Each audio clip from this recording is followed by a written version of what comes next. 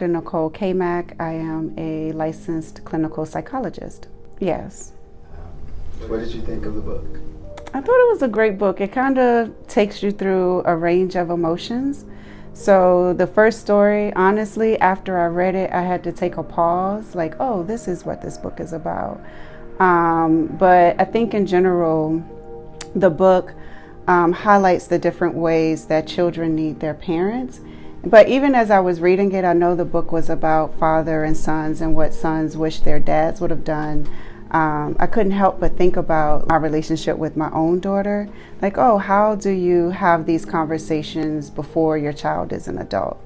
So I thought it was a lot of insightful lessons throughout the book. My mom was a single mom, so I'm like, oh, I wonder what I wish my dad would be and what my own mom could do. I think in some ways it's like the grief of your child maybe not having the relationship you wish they would have with their father, but it also opens up an opportunity to have a discussion. Talk to your kid about what do they wish their dad could do.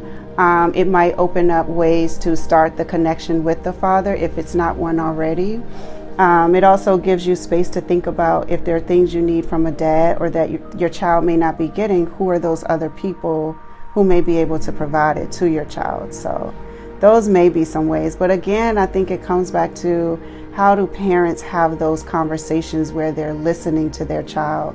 And I know oftentimes it's uncomfortable, right? You don't want to talk about the thing, but it's obvious the child already knows they're experiencing it. And so there's power in having the difficult conversation so that they too learn how to work their ways through it.